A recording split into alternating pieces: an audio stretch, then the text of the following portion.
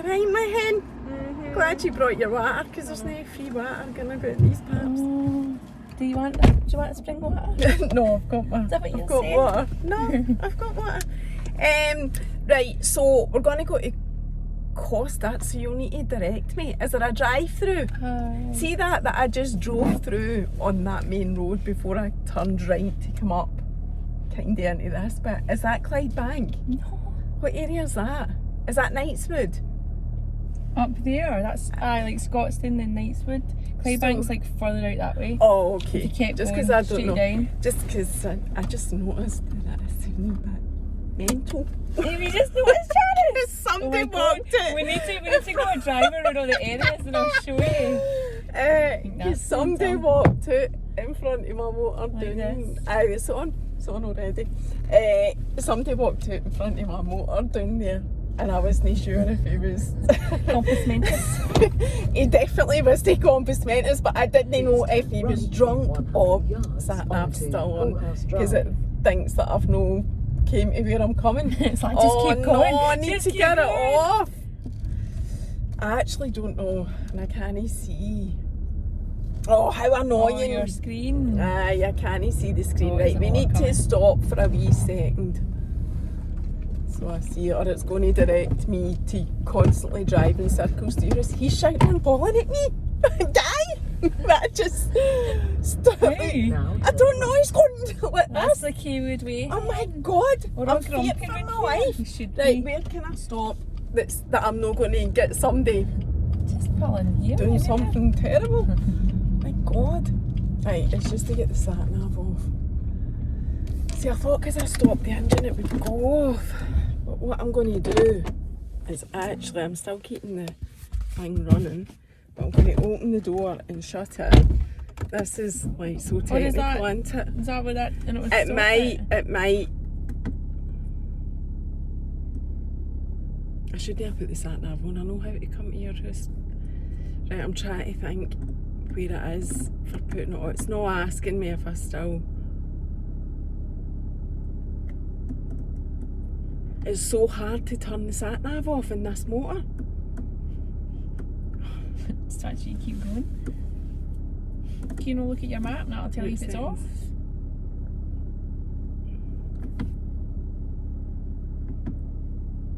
Right, so this is the first technical difficulty. Nah, I don't think it's going to go.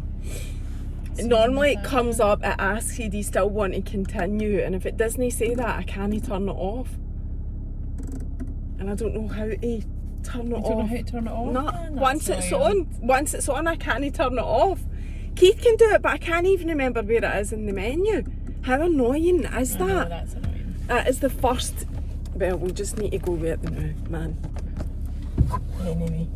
Right, so Costa drive-through is where we're heading with the sat nav on. Unless it asks me. I mean, I'd reached my destination. I put the engine Yeah. off. Just Let's drive go and then. see what happens. Aye.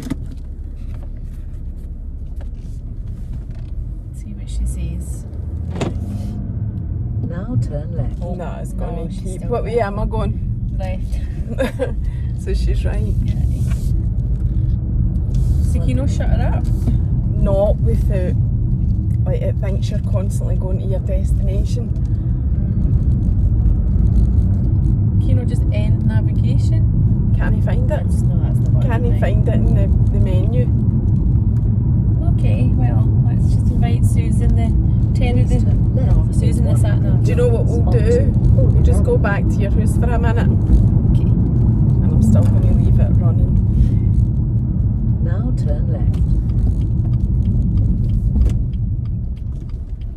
See, this is why it's so good to do these wee trial runs like this, so that I can appreciate and realise how much a tit is on the left. I am. I don't think you're a tit, man. It's just sat nav. Tell it to get off. Right, I'm going to pull up again. That was great, Janice. See you later. We're done. Good chat. Right, let's try and get the sat nav off. Right, I'm going to get out my seat so the sensors know that I've Do you want left to the get out my car. seat? No, you don't.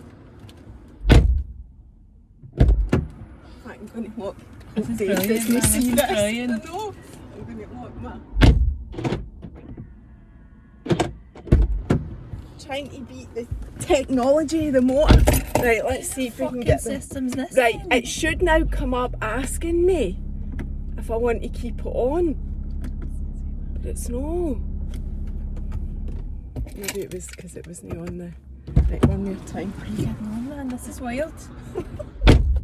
Fucking hell.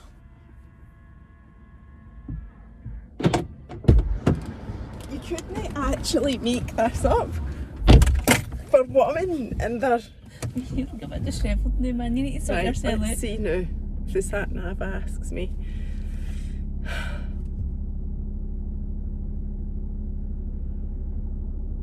It's not doing anything. So I think it might be alright.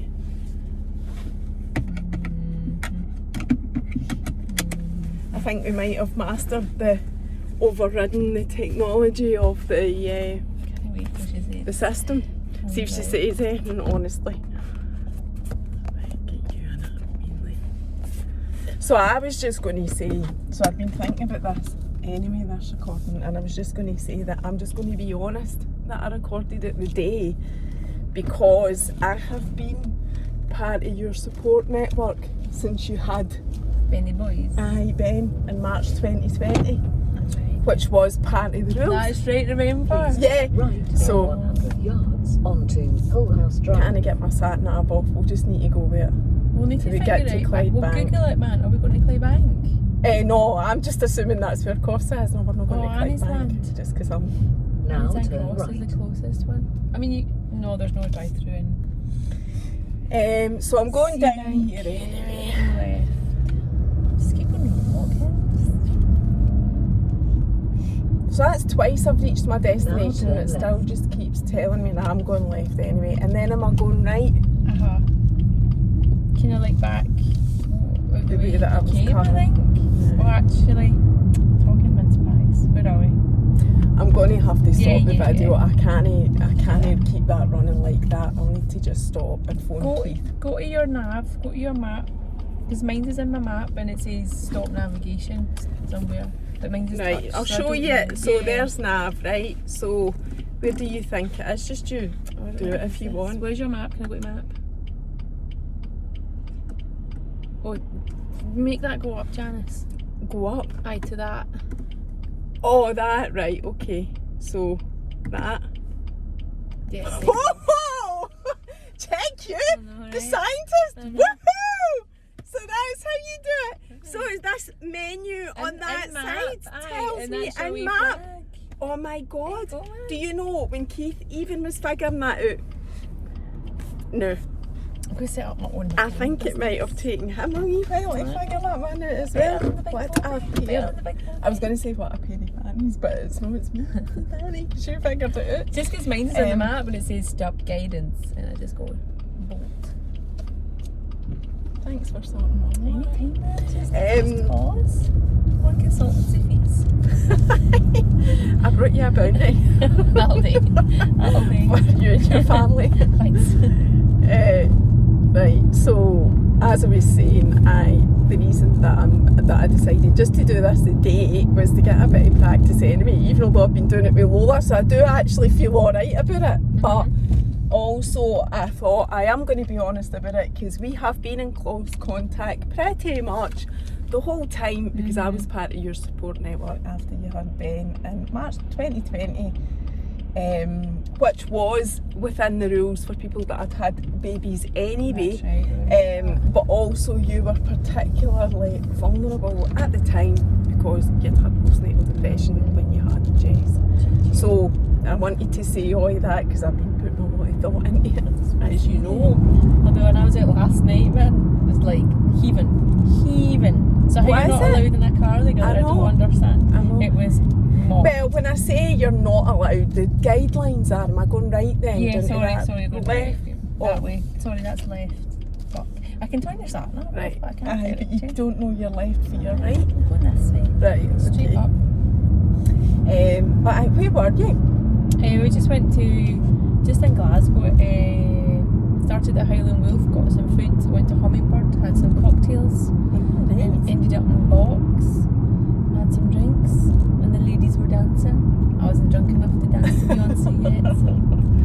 we're going right. Straight up there. Is that wee Jessie Bell's school? No. Is there a school No. there, Janice? Out here?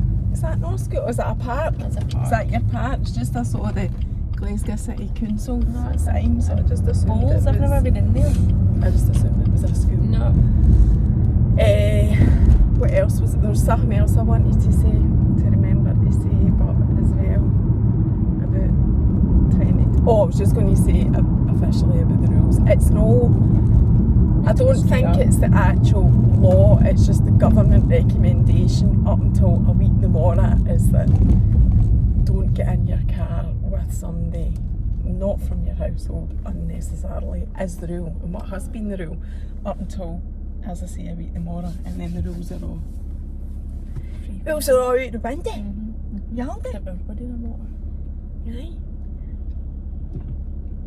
Aye, so finish what you were saying about where you went dancing.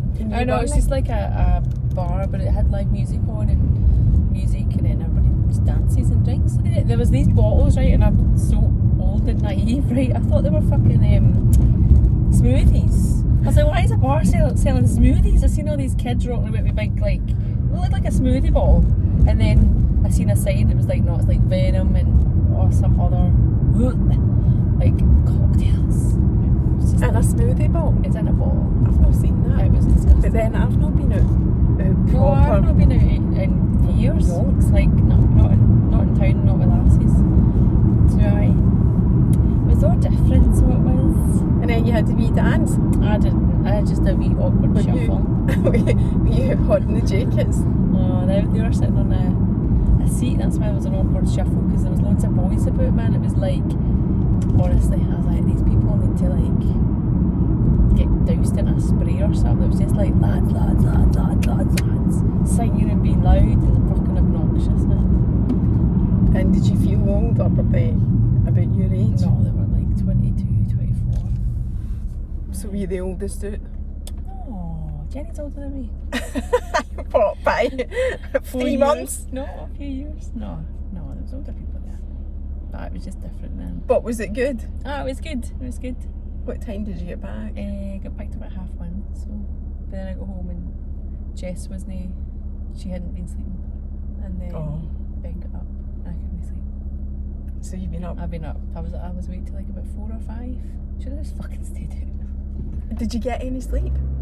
Wee bit, not much. I can't sleep when I drink. This is another thing. I remember I could like pass out when I was drinking, but now I'm like, nah, I can't sleep. I'm the same. I don't sleep. I don't know if it's to do with like the carbonated bubbles and fizzy drinks or whatever. Yeah, I think it might be the caffeine. I had a lot of Diet Coke. So, and alcohol does disrupt your sleep anyway, I'm sure. So I couldn't have really sleeps. What was getting Jess up? Don't know. Just went back. Dave was raging because it was 2 and he was still awake. And he said Jess had been through a few times, and then he fell asleep, and sure enough, I heard the door. She's like, I can't sleep. And I was like, do you want me to tell her it? Because we need to go back to your bed. And then she kind of stamped her foot. And went back, going this lane. Sorry. And then she went back to bed. And then Ben got up. What way am I going? You're going to go like over there? You want to go all the way over there, so it's going to split into like 3 lanes. Just stay in the left lane. I'm already anxious. You'll be alright. You can keep me right. You'll be alright. You got a BMW, 2 take people, it's fine. It's the abuse you get in these neck of the woods though. I can't believe that guy back there. I wasn't doing anything wrong. He was letting me through, but I think what the problem was that I wasn't letting him through first. So just Look at the potholes. I know. Everywhere, Like man. where that Jag's cars going. going. And then you join that when there's no motors. Give way. Just remember. And then go into that right lane. And then you're going to cut off that wee other blue car's going right. Am I going down there? You're going to go right, and here into Morrison's. This is where I walk to bed when I'm bored. 165 for diesel. Well, aye. Apparently it's going to be up to. We'll see at Costco yesterday it was 155. Was it? Or was it 160? I can't mind now, but Keith was saying it's going to go up to £2. by the end of March or something. Shut up. No, that's it. It's Tubing. heading. We're heading for Doomhen. We're heading. Oh, this is the Costco that I go to. Me, Keith and Lola go. No, Costco. No, I'm getting all Costa. confused. Costa. Aye, this is quite a new Costa, isn't it? Like a couple of years old. Aye, we came when it first opened. We've been a couple of times to this one. Has it got a drive-through?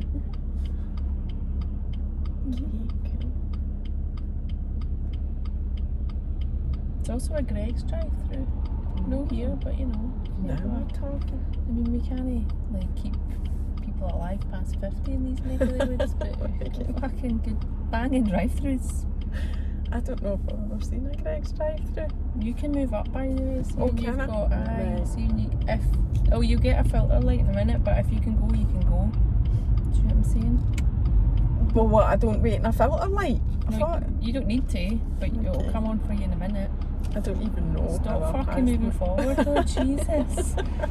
You're don't in the middle of the road, even like, know. right, do you know your fucking highway code? Right, go new head. Oh, this road is so bad. No, it's not potholes in here. I need to get you a video of Rochelle's partner Ian saying, I almost lost a tighty one. He was on the news, STV or something, talking about Look at this. potholes. Yeah, it's so funny. It is so bad. This is when they start to become really bad, isn't Yeah, it? that's When the weather, weather aye. it gets It's cold and then it's back to getting this. mild, cold and then mild again. Yeah. Where is the Keep Costa? going round.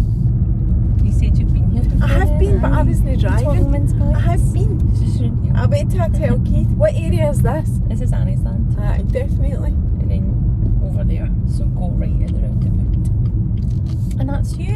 Aye, I've been in this one for no percentages.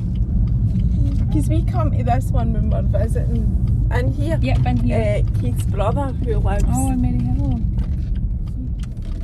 Aye. Getting daggers again then. I know, Everybody's got wood in here. It's the way.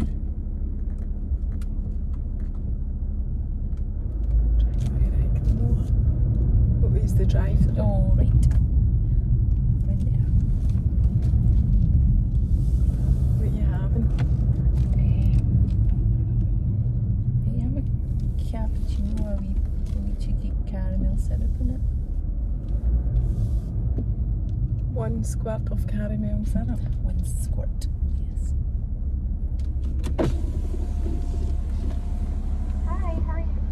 Hi, good, thanks. Can I have a medium cappuccino with 1 pump of Caramel. caramel, please?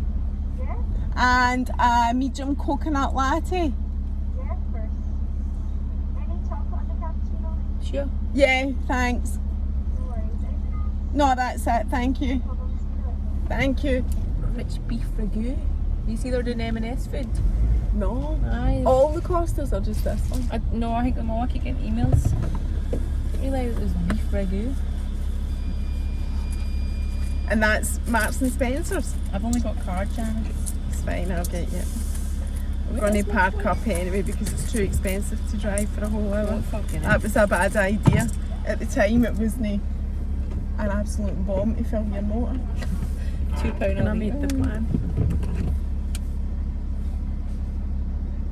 56 messages. How long have we been in this car? There must be pictures. There's pictures. And if your pals, is that you yesterday? If your pals got hangovers, You got a pasta card? no, but if you got a Costa card, no.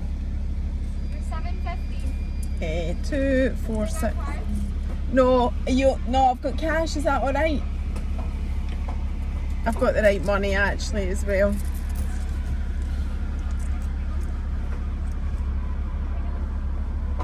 There you go. Thank you. I think they've got a wee bit of tender heads this morning. A wee bit of a headache, they said. But I don't know. I've not heard from Jenny. I think she's out. So I don't know. Fools, man. I stopped drinking some ice. So you're fine?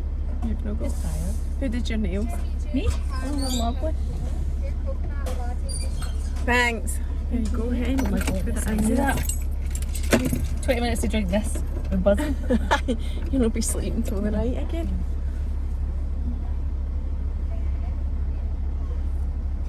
You wouldn't have been going for a nap anyway, would you? What are the kids doing now? Well, Ben was hitting Jess with toys and tractors. And Jess was travelling. I figured if I came in as well, he would probably get carnage. upset. Aye.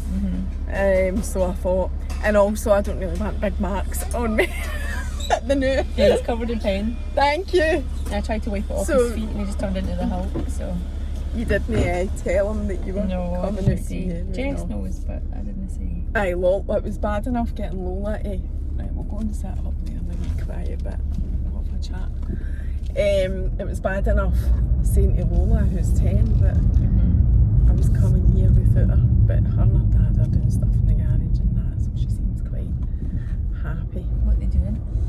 Just taking stuff to the dump Sorting and it. tidying up and whatever. Hopefully when I go back, Big Bobby might clean my motor. Oh. With a bit of luck. The sun has come out, isn't that nice? I'm going to go up here at the end. And then you can sit and chat and drink our coffee. Oh, that was quite stressful getting here. Are you alright there? Yeah, no, I'm alright, but Are you I'm going going to to take take your my, coffee? take my seatbelt off actually. Oh. Whilst we sit here, the sun's just come out and that's nice. I washed my hair this morning, but see this middle parting thing? I hate it. I hate my hair in the middle parting. I just do. I feel like my face doesn't suit it, but also you can see the roots. And I'm trying Did they to... dye it in a side? no, it's dyed in the middle. It's actually, my colour Oh, is done in a she middle did it. parting because it's cut into a middle parting. But I feel the roots are more visible. I just don't like it. I just hate the way my face looks. And yet when I look at other people, you know, like Jamie Genevieve, I know. she looks banging with a middle parting. She's no I think 48, you but said it, but I get you. I just feel that my face looks better with my hair either off my face or to the side, and that's even my big spam. But anyway, we're not really here to talk about me. I just wanted to say that I'm hating the middle part. Chat about your hair if you want to chat about your hair, Janice. You'd be quite happy. You'd be quite happy just to sit there for me and Chat. and just talk shite the whole time and That's for so you to good. listen. But no, Kathy Hen, no. So talk about your book. Tell us about your book. I was going to talk about it, and then I thought, what's the point in that? Because like for you me to read go, it. I know, for me to go and tell us about your book and why did you write it and blah blah blah, and I know why you wrote it because I helped edit it. But so there's no point in me saying that. So I think it's just better if you tell us about your book, why you did it. I think that's the first Why thing. you did it? Because people kept messaging me and saying you should write a book, so I thought I should write that book, and that was a big reason. But also just to like help people and share and get the message out about what it's like to be a mum. See, taking it back then, because something Instagram came before the book, so I'll take it back to when you started up Instagram, and I know you talk about that in the book, but that was where it started. Tell a wee bit of that story, because I know there's so much more in the book about it, but just tell a wee bit. Well, it started then, I can't remember like the exact timeline, so I started the blog. I remember vividly having the laptop on my knees sitting on the sofa and be like, I'm going to make a blog. And that only came about, I think, because I had googled something, I don't even know if it was postnatal, but it was something to do about being a mum, and I came across all these bloggers, and I think I'd messaged one of them or wrote a comment and they replied, and I thought, oh, I'm going to do that. Like, I don't like writing anyway. I like writing. I've always liked writing, but I've just not done it. And then I just kind of set up the blog, and I thought, I'm going to write. I don't see, now it seems so weird. I'm like, I'm just going to write what's in my head. And now I think, why the fuck would you do that? But I just thought, I'm going to share how I feel, because I was annoyed. I was really annoyed that like people just talk shite on social media and they don't share the truth. Even when I did read some of these, and I'm like, you're kind of skirting around, you're saying words that I relate with, but I'm like, but I bet you like lose your temper more or something. So I was like, I'm going to write how I'm finding it, And then that just transpired into being like therapy through writing. So you had postnatal depression with Jess, who is now 6, and you had went online looking for information to help yourself and stumbled across Yeah, because Dave other did it blogs. first. I remember he said he had been reading stuff without me knowing and stuff, because he seen the postnatal first, and he went online and he was like googling something like, why has my girlfriend changed or something. Apparently it's like really common, and it was like there was loads of threads about it. So he had been reading guys chatting. I don't think it was on a blog, I think it's more like I don't think it was Reddit, but do you mean that type of forum where people are writing stuff.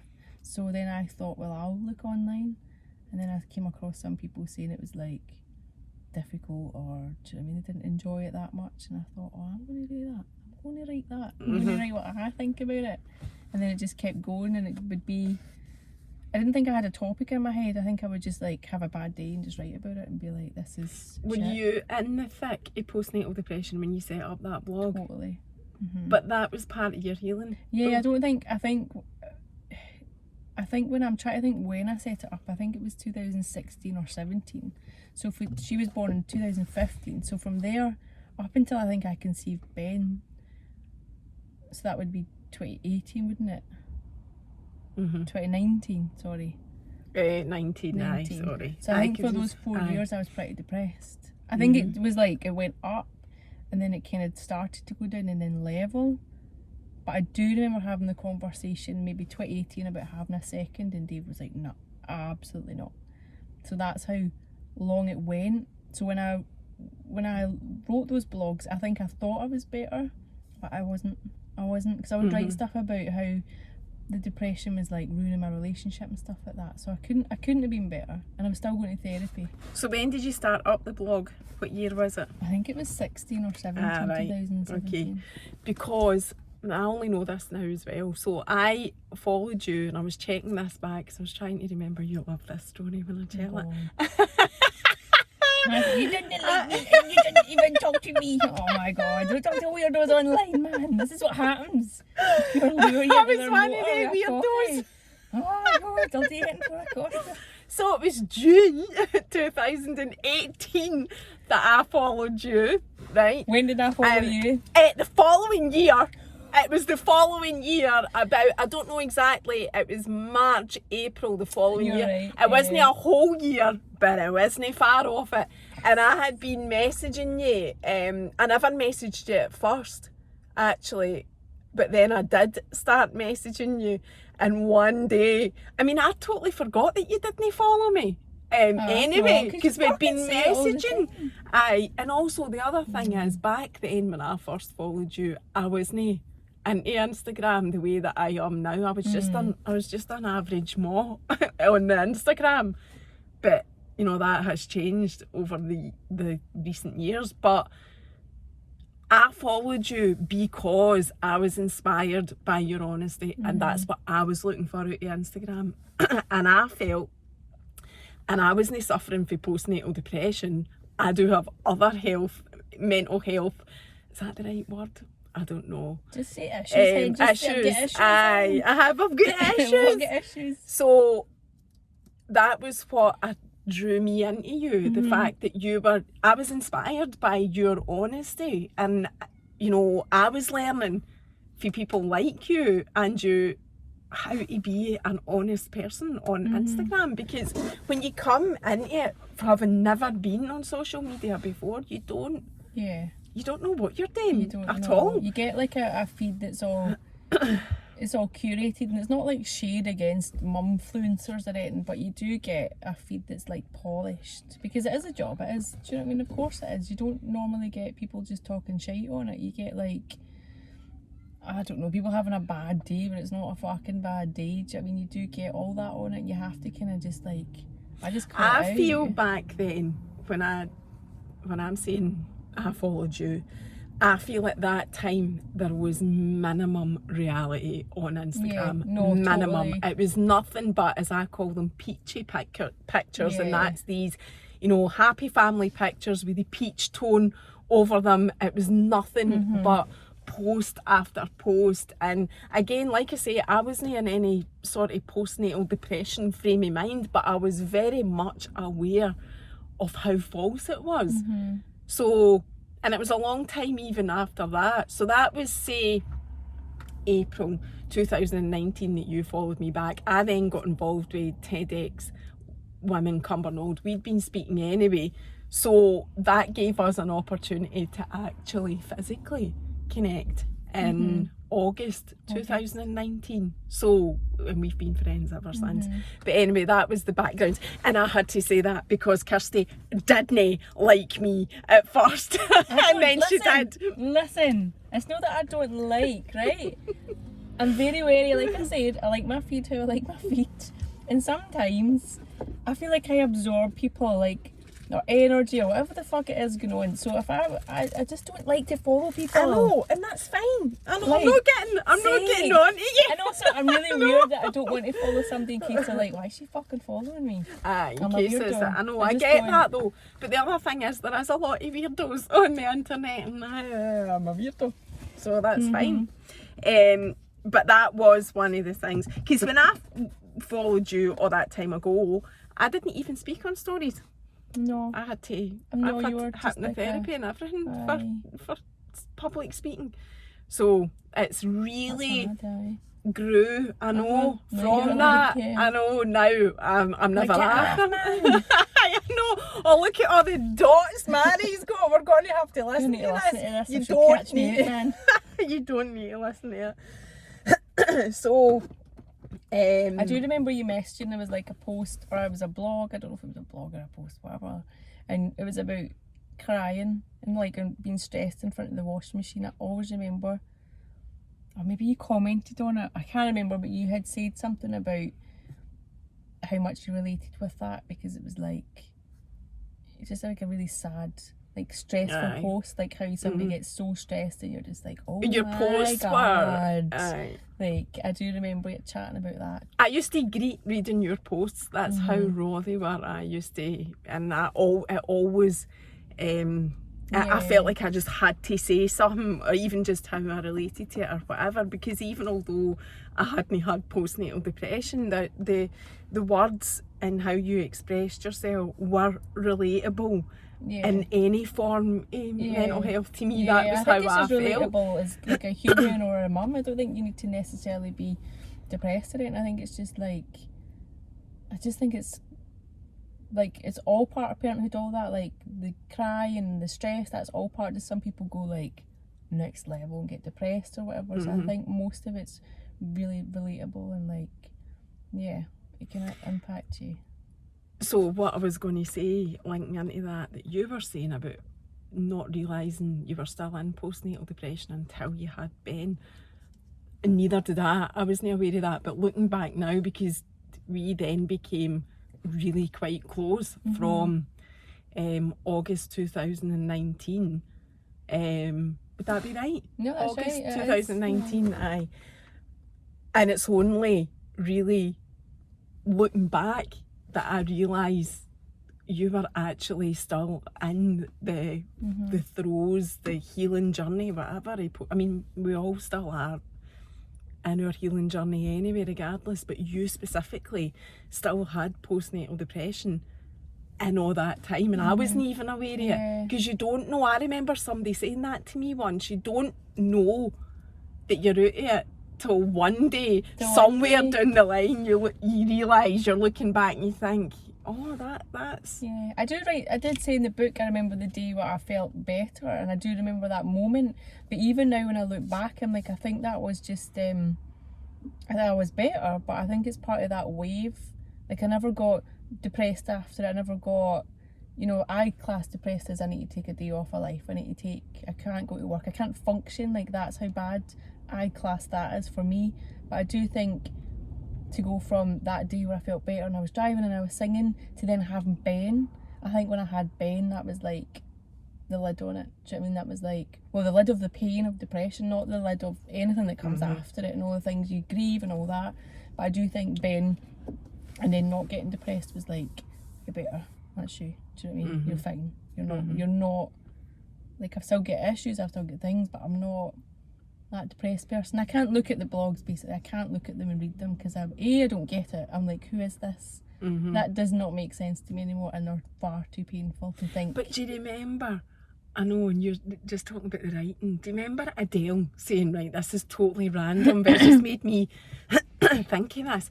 Adele said that she could only write banging songs when she was totally at rock bottom. I totally get that.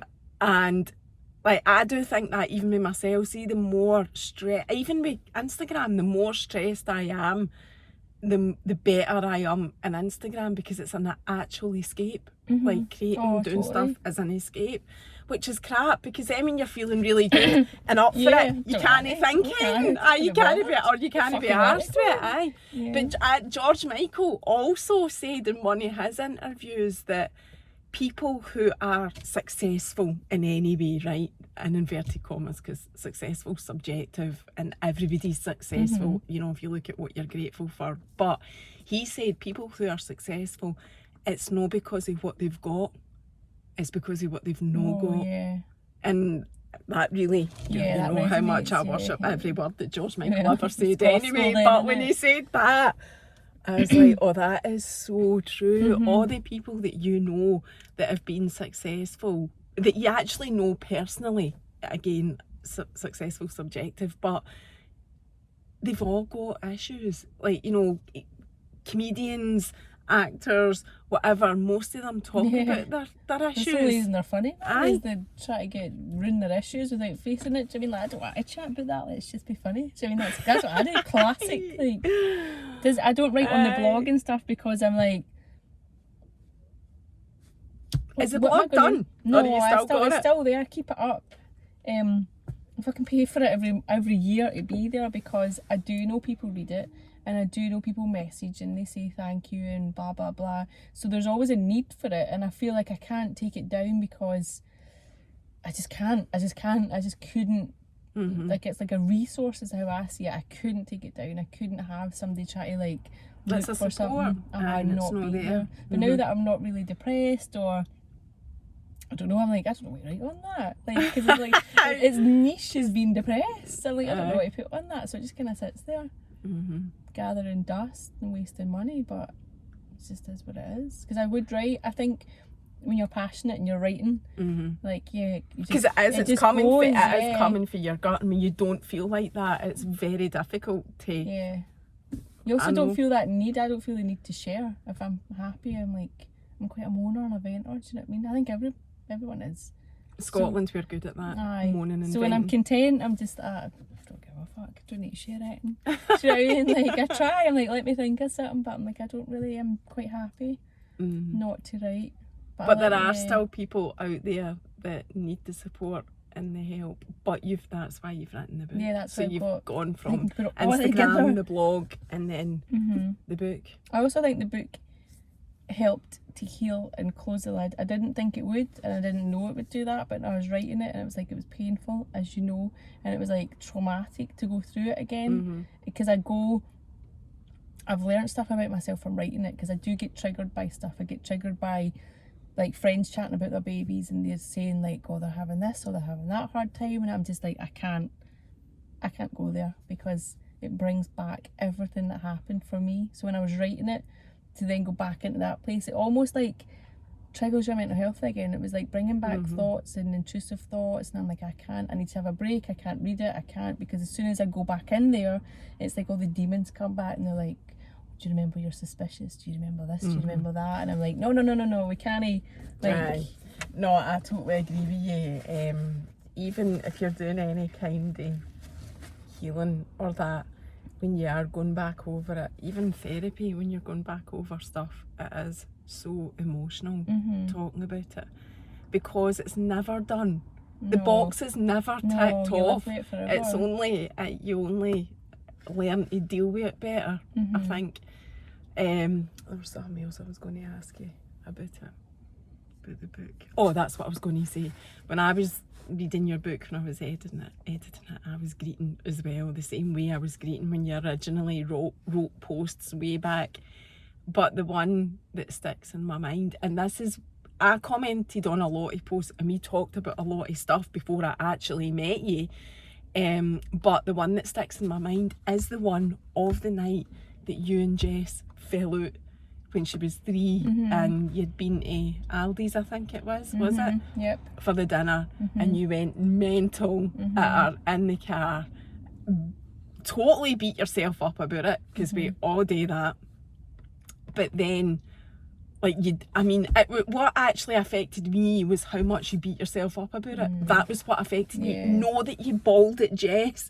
Know that, you gave her a warning in the shop 5 million times. It was none of that. It was how much you'd beat yourself up about it, and then how you proceeded to describe how much you'd beat yourself up, because when she went to sit in the stair and you explained what she had said to you, she suddenly became the adult at three, putting an arm around you effectively, and you then crumbling. Like, it was that for me. But that's what I said to you when I texted you when I was reading it, that was a defining moment for me, because I remember messaging you and it was like I was one of these weirdos. It was like that. But because I related to it differently to what you did, but it was actually a bit of a trigger for me as well. But that I remember that day very clearly, messaging you and you messaging me back on the back of that, and then that just becoming a massive big snowball of communication that then became a friendship. But that one bit, and do you want to tell that wee bit about the book? It was just only one wee bit. Yeah, it was just she was just being an arsehole in the shop. Like, it's no beat about the bruise. She was just being a toddler, man, but she was like tired and blah blah blah, and she was, I feel like it's good to put in though, like, she was being this and that, but I had finished work and I was tired and I was ferrying about, and I'm obviously not mentally, I think even if you're mentally well, that's annoying as fuck. Do you know what I mean? Like, you've got a kid just being, just being a kid. Kids are, and parenting is really, really hard, and nobody really openly, often, regularly talks about it. We say I lost my shit, and I'm like, we all say that, but what does that mean? Like, it actually means, like, well, for me it means I get, like, it's like this seething rage, and I'm like, wrap it, oh my god, wrap it. Like, and you're in a shop and people are looking at you, that, and then I get in the car and I let rip. Do you know what I mean? It's like that venom that comes out, and you can do it because they're a tiny person. Like, that's what it is. You can, like, just... You're a bully. You're being a bully. You're being a bully. You're going so far. And, like, I went through her, and then she sat, and she's like, I'm sorry. And I was driving, but even when I was driving, I was just like, enraged. Fuck. Like you're in big trouble. And I was, like, really letting her know that I was pissed off. And then when we got home, it was, like, usually... I forgot, but she used to always jump in the front and go out the passenger side and stuff. So when we got back, she was just kind of sat there, and I unbuckled her in complete silence, and she walked to the door, and usually she'd go and hide behind the bush. Even that annoyed me. I was like, oh, this really annoys me, man, just get in the door. But that day she didn't do it anyway. She just kind of sat at the door. And then when we got in, like, she was taking her shoes off, and then I just proceeded to then just, like, literally tower over her and just went through her, like, verbally, like, shouting, never do that again, how dare you, that is not how you behave. And, like, I think she stood up at one point, but I'm still, like, obviously massive and shouting at her, and, like, just going through her. And I told her to get up the stair. I don't want to see you right now. Like, I know I was being malicious, and I know I'm being nasty, I just couldn't. You just can't control it. And I remember her, I was like, get out of the stairs, I don't want to see you.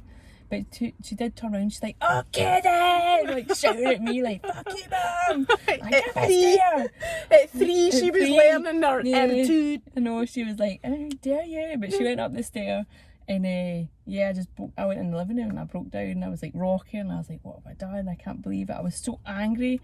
Like, but I know in myself that I'm angry at me, not her. Like, I know her behaviour was annoying, but I know fine well that that's not how you behave, that's not what you do. I know that's malicious and bullying. So I just got really upset. And then your head goes, I've traumatised this kid, that's something, that's a core memory now, do you know what I mean? Like, you go off the scale. She's going to be terrified of me, she's going to... Beating yourself up. Like, I already thought at that time she didn't love me anyway, like, because... that's just what depression did to me. So I constant, like, all these things in your head, and I'm like, well, she's definitely not going to love me after that. She's just going to love me because she's scared of me now. And then I went up the stairs to see if she was okay, and I thought she'd literally like she'd be cowering, but she was fine. She was playing with her toys. But I did say we need to have a chat, and by this point we had these conversations, so she knew like the kind of chat we would have and stuff. And yeah, I sat her down and made sure like we were face to face, and I explained what had happened and why I was annoyed. And she kept saying that she was sorry that she made me so upset, and that upset me. I was like, but you didn't. Like, I'm trying to tell you that I'm outrageous. I shouldn't do that. I shouldn't. You never lose your temper with somebody. You can lose your temper, but you can't milk it like for a 5-minute drive and then keep going in the house. Like, that was my issue, and I wanted her to know that. And I do relate to that anger. Yeah. The length of time is something probably completely different, but I think looking back, I didn't realise it at the time when I was speaking to you then that you were still in the thick of postnatal depression. But looking back, I realised that you absolutely were. But that scenario isn't exclusive to postnatal depression either, is what I'm trying to say. You were in that anyway and recognised yourself, how your behaviour wasn't how you wanted it to be. I think it's just like a symptom of stress, maybe a symptom of, because I still do it now, like if I'm tired, I was just going to say that. Like I'll go through it, but the difference is now that I'll be quick to be like, you know, you're taking it too far, Hen. And I'll try and chat to her and apologise again and be like, I'm sorry, I'm tired, but at that moment in time, I think I just felt, I don't think I gave myself compassion or love. I just thought, definitely, you know what I mean? That was what upset me. That's what I'm saying. You beat yourself up that much that I was getting upset by that more than anything. But I think it's worth saying that it doesn't matter what age they are, what stage they're at, it gets better does not exist. That saying, it gets better, it never gets better. Lola's 10, and there's never been a period over the 10 years where I've thought to myself, this parent in my lap, pure banging. That's me. It's got better. It's brilliant. I mean, they're just this week. I've got a whole big story about social media, and she's 10, and I feel like, oh my God, and she's only 10, and what's it going to be like when she's 16? I just don't think it's ever going. You have a baby as a parent, and you're committed to the welfare. It's part of you. It's like you've just, you know, there's you, and then there's this other bit of you, and every feeling that they have, and everything that's going to, you feel it. It's just banging. And then you need to like try and, I'm being sarcastic. You need to, I must admit. You need to like, what's the word? It's not modulate. You need to like monitor yourself and your behaviour in relation to them. I find that extremely difficult because they do stuff that triggers you or like makes you wonder, why am I annoyed that she's upset? And you're like, that's not right. And you're like, but I need to try and simmer myself to look after them. Does that make sense? That you have to put them first in their needs and try and put yourself in their head, and I find that difficult. I'm like, why are you getting annoyed? Why are you getting upset? It's something so stupid. But to them it's a big deal or whatever, and I'm like, I find that hard. I do find that, like, I go through this cycle. So if I'm dealing with an issue with Lola, I'm either calm at first, then I flip my lid and become the more, or I just flip my lid straight away and then I become calm. But whatever way, it's that same cycle. I don't find myself being the type of more that's like, right, let's sit down and talk about this. I'm just, you know, right for the word go, right to the end, and it's all calm, like a teacher would, to be honest. I don't find myself doing that. I will, if it's something that Lola's done that she shouldn't have done, or I'm annoyed about it, or whatever, at some point in that conversation, I will lose my shit, guaranteed. You know, I'll not lose it for 3 hours or anything like that, but I will lose my shit about it. I try my best to chat and understand, and but it's hard not to lose your shit though. Do you know what I mean? It's like Aye. Because if I was to sit here and say, oh, you know, in the 10 years I've become so much more calmer in dealing with Lola, I'd be a liar. I've no. You know, it's just, but it is also just different. issues that we've had to deal with, and this, I mean, she's only 10, and the stuff that she's, and I can't say too much because there's other children involved, and you know, I just can't openly talk about it, but the stuff that 10-year-old kids nowadays are being exposed to, for whatever reason, it's not just social media. A lot of kids have got big brothers and big sisters, and they're getting information rightly or wrongly, and Lola's not got any brothers or sisters, so a lot of stuff that Lola is hearing isn't even from social media, it's from the chat that's going on in the playground. But all these other kids have got access to social media and big brothers and big sisters, which I wasn't really prepared for. But anyway, my point is, it doesn't matter what age they are.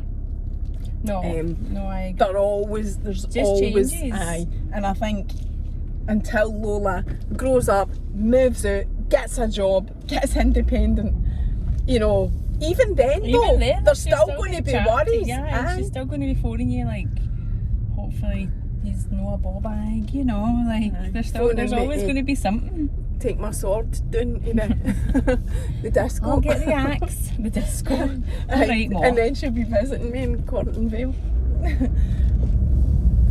No, it goes for like sleepless nights and stuff to then emotional drama. Like, I don't know, this is what Jess is going through. It's just like a lot of emotional, like, navigating society, and I'm just like, tell me fuck off. And she's just like, no, ma'am. And you're right, Like, navigating society nails it, because this is just all, I'm not on a one-way road or no, anything you like can that. get out, it's just tiny.